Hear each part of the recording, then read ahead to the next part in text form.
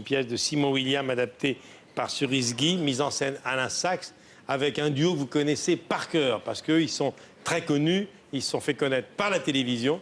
Véronique Jeannot, évidemment, vous la connaissez depuis longtemps, et Jean-Luc Reichmann, et également un excellent animateur, ça on le sait depuis longtemps. Les voilà tous les deux, Véronique et Jean-Luc.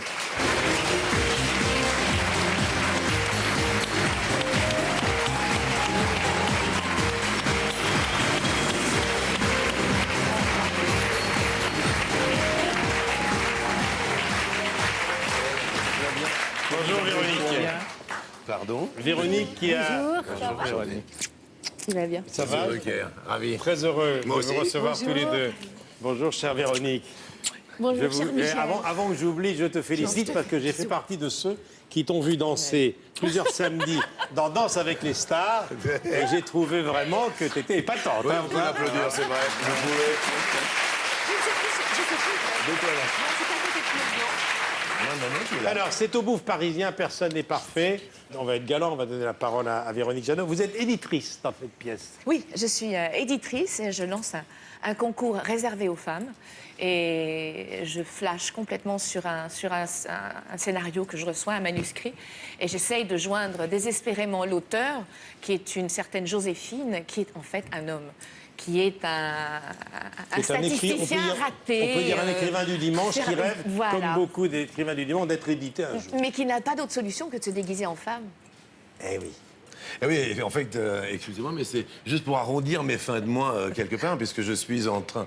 Un père qui s'est fait virer de la maison de retraite, quand même, interprété par l'excellent Thierry Eckendorn, et une fille adolescente un peu perturbée, qui est représentée par Delphine Rivière. Et quoi qu'il en soit, c'est une comédie romantique assez extraordinaire. Et puis, l'éditrice a envie de voir cette Joséphine. Et la Joséphine, c'est là où les problèmes commencent. C'est un peu moi qui est là. Ça va... Oh, bah, arrêtez, je vous en prie, le public, mais qu'est-ce que c'est, ça? C'est marrant, Alors, ça va pas avec tout, Mais vous avez l'air de bien vous entendre, hein, tous les deux, non? On s'est Ah, on s'amuse rencontrés il n'y a beaucoup. pas longtemps, mais c'est effectivement ce qui ressort de la pièce. Mais les rencontres, c'est comme ça. C'est ce dont on parlait justement tout à l'heure, ce dont vous parliez. C'est que voilà, on rencontre quelqu'un, tout d'un coup, et c'est... Oui, c'est comme ça- Mathilde Seigné ça qui rencontre fusionne. Martine Aubry et qui va voter pour elle. Oui, c'est un peu la même Mais chose. Le quoi. livre qu'elle reçoit a pour titre L'amour en CDI. Ah oui, l'amour en CDI. Oui. C'est le livre sur lequel elle flash. Oui. Elle pense que c'est une femme qui a écrit ça. Hein. À vous qui aimez les voix, vous allez être heureux parce que pendant toute la moitié de la pièce, je change de voix et vous qui aimez les transformations de voix, Non, ça va mais vous plaire. vous êtes une des voix les plus célèbres de la télévision, puisque moi j'aime le rappeler, que je vous ai connu, vous faisiez les voix des bandes annonces de TF1 il y a 20 ans. Eh oui. Vous faisiez la voix des émissions de Nagui. Avant qu'on mette un visage sur cette voix qui était incroyable, vous avez collaboré au Guignol de l'info. Ouais, Vous êtes pendant 10 ans, imitateur, et ça, vous êtes épatant. Et c'est vrai que pendant longtemps, la voix de Johnny, c'était vous, au Guignol. souvent. Disons que, non, en fait, j'étais l'imitateur de l'imitateur. L'imitateur Donc, de l'imitateur. j'imitais Yves Lecoq, qui imitait Johnny. Et quand il y avait deux Stallone, j'étais le deuxième Stallone, OK? C'est tout, c'est clair. Ah voilà, ça c'est Jean-Luc. Dès qu'il arrive dans le théâtre, voilà, c'est non-stop. Vous c'est restez comme ça. avec nous jusqu'à la Avec fin. plaisir, pas. parce que Vous ça allez sent voir. la blanquette en plus, je dois Alors, vous l'avouer. avant d'accueillir Ça sent la Walter, purée. Mathieu Ça sent la Madénian blanquette, et Roland McDan, maintenant, on va redonner la parole à Karine. Qu'avez-vous Alors, demandé à Maître Coff? Alors, j'ai demandé un plat bien français, pas si compliqué, mais que je n'ai jamais réussi à faire, alors que j'adore ça, c'est de la blanquette de veau. Alors ça, J'adore pour vous donner ça. la recette, c'est le seul truc que je sais faire. Ah Je suis pas une bon? grande Mais j'ai cuisinière, la essayé blanquette plein de veau- recettes, j'y arrive pas. Alors Jean-Pierre, C'est le truc que les je sais secrets de la blanquette de veau. Alors, non, voilà, il y a deux manières finalement de faire la blanquette. Et c'est extrêmement bref, je vous rassure. Il y a la première blanquette, qui est la blanquette historique. C'est la blanquette qu'on fait cuire dans un blanc de volaille. Vous savez ce que c'est. On met de la farine dans le fond d'une passoire, on verse Regarde, de l'eau dedans. Karine, C'est ce viens, qu'on appelle écoute avec un attention. blanc. Et là-dedans, on met un bouquet garni, du thym, de laurier, du persil. Et puis, vous mettez vos morceaux de viande dedans, avec un os ou pas, si vous voulez. Vous faites mijoter ça pendant 1h30. Et à la fin, vous faites avec la sauce, l'eau de cuisson, vous faites un roux. Vous suivez, Karine? Ouais. Michel, Moi, c'est je pas ne me gentil. moque pas d'elle, mais comme elle m'a dit au téléphone qu'elle ne savait pas faire la blanquette et qu'elle la ratait tout le temps, je lui parle comme à quelqu'un qui va comprendre immédiatement. Véronique fait la blanquette. Est-ce que Véronique, vous faites comme Ah, ça? pour le moment, oui. Tu fais l'historique ouais. alors. Une enquête historique. Je suis, oui, Donc, j'ai la même recette. vous Donc faites un nous roux. allons pouvoir nous engueuler dans un moment. Oh non, j'espère Parce que que ça non. n'est pas comme ça que ça se fait. Pour moi. Pourquoi T'as vu comment il monte le truc et paf, il casse la sauce. Vous allez casser la sauce. Karine, je sais pas si c'est une bonne idée, la blanquette. C'est une très Ça va bonne mal idée. se terminer, C'est ça. une très bonne idée et je vais vous expliquer pourquoi. Je pars du principe de la concentration et de l'extraction des viandes. C'est-à-dire quand vous faites un pot-au-feu, vous avez deux manières de faire. Vous mettez la viande du pot-au-feu dans de l'eau froide et vous allumez. Et à partir de ce moment-là, toutes les saveurs sont évaporées C'est dans pas le un pot-au-feu, bouillon. c'est de la blanquette. Non, mais j'y reviens après. Ah bon, Je suis en train d'expliquer le problème de la concentration et de la... Moi, je serais toi, je serais Céline. Tu vas t'en prendre une, tu vas voir. Ça va pas être long. Ou alors, vous faites un consommé. Ah, ça y à est, base maintenant de c'est un viande, potage. Et vous remettez la viande du pot-au-feu dedans. Et là, vous avez à la fois un très très bon consommé et vous avez une viande qui a du parfum. Alors voilà ce que je fais. Ma blanquette, elle est simplissime.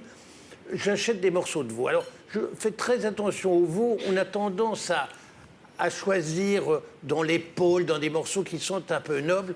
Moi, j'aime les morceaux un peu quand le veau est un peu grassouillé, vous voyez, et très rose. C'est-à-dire, Le bon veau grassouillet. mais oui, et parce que je prends dans le tendron. Oh oui, prends-moi dans le tendron. Pardon, excusez-moi. Il le prend dans le Et tendron. alors, je mets un peu de beurre dans ma cocotte, je mets mes morceaux de veau, je les retourne, je les fais bien croustiller, c'est-à-dire le phénomène de la concentration.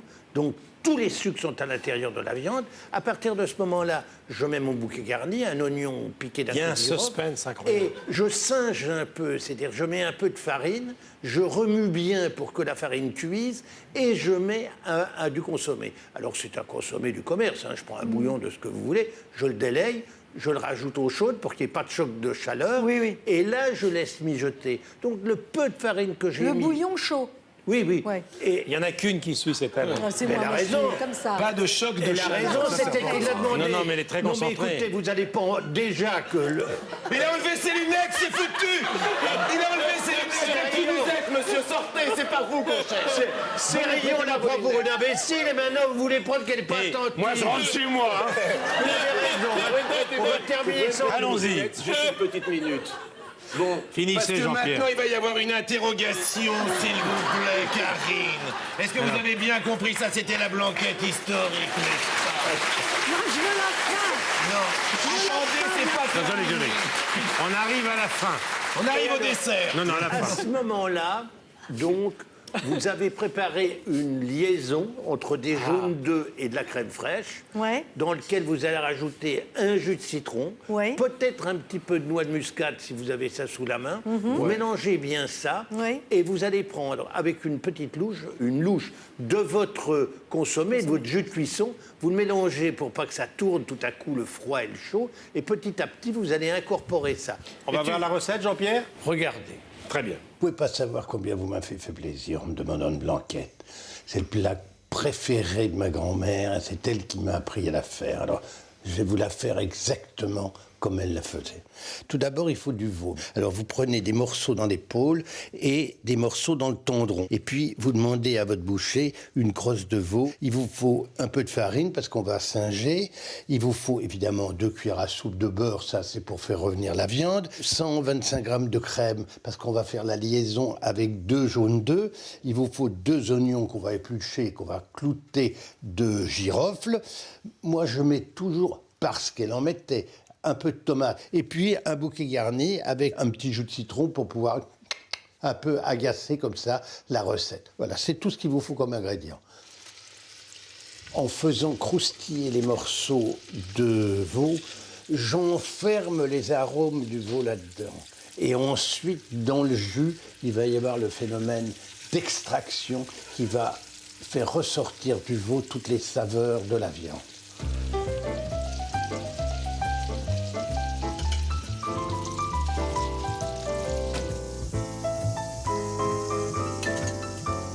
Je ne garde pas le beurre de cuisson.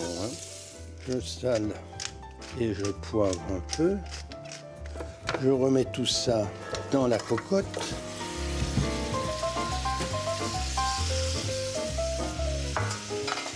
Un petit peu de farine, pas beaucoup. Je vais mettre un petit peu de bouillon. Je gratte bien le fond pour que ça se mélange.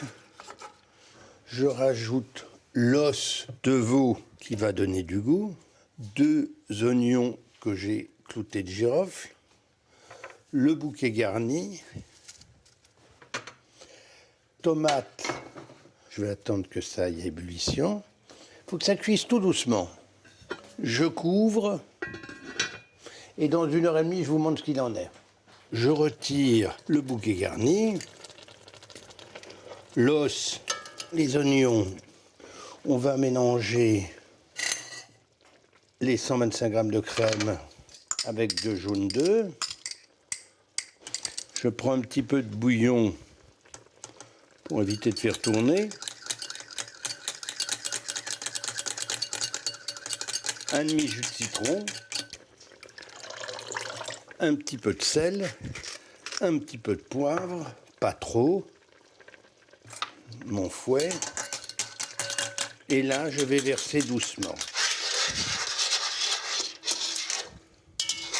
Vous dites les amis, tout le monde à table, allez, Karine, venez, on va déguster, on va essayer de voir si c'est bon. Et c'est fini. Merci Jean-Pierre. Merci. C'est vraiment bon. Alors, Un dernier mot. Oh, quelle Si merveille. vous êtes bien avec votre boucher, demandez-lui une crosse de veau. Parce que, vous savez, c'est la jointure de... vous êtes en bon terme avec votre boucher, Karine? Bon, ça tombe Ah, bien. mais ça, c'est une règle d'or. Toutes les femmes doivent être en très bon terme avec leur Et boucher. les mecs aussi, hein. Avec mon poissonnier, avec mon fleuriste. Ça, c'est très, très bien. On va accueillir maintenant celui qui nous a rejoint il y a quelques Comme, mois. comme il a dit au Il est départ, belge, il est à apparemment, Paris, sur scène, vous l'écoutez à la radio régulièrement. Il est très inspiré, je crois, par la présence de Karine Viard sur ce plateau. Voici Walter.